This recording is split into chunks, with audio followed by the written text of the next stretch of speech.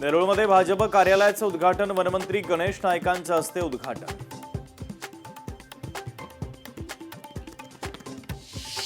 भाजपचे युवा मोर्चा प्रदेशाध्यक्ष कृष्णराज पहाडीकांचा सांगली दौरा। कृष्णराज पहाडीकांच्या उपस्थितीमध्ये युवा शक्ती जागर यात्रा।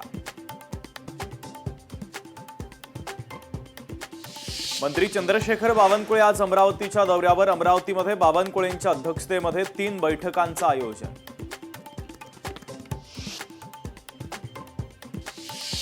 पेट्रोल डिझेल दरवाढीमुळे शेतकरीही भरडला जाणार। सरकार जबाबदारीपासून पळ काढतंय। बळवंत वानखडेंची सरकारवर टीका।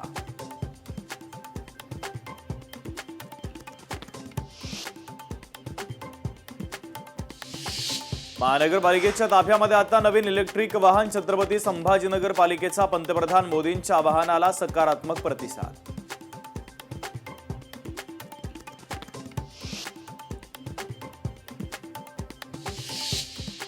नागपूर विद्यापीठ आणि एमआयडीसी कौशल्य विकास केंद्र यांच्यामध्ये करार। विद्यार्थ्यांना पदवीसोबत प्रत्यक्ष कौशल्य प्रशिक्षण मिळणार।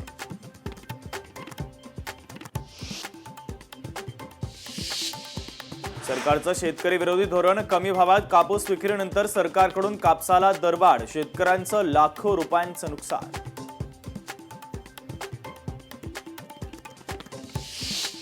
पंतप्रधान मोदींच्या आवाहनाला रवींद्र चव्हाणांचा प्रतिसाद। विमान प्रवास टाळत कारनं छत्रपती संभाजीनगरला जाणार।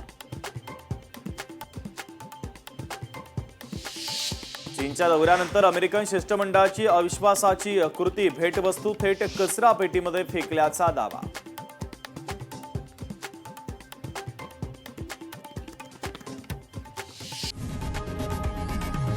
लोकशाही मराठी ऐका, पहा, जागरूक रहा।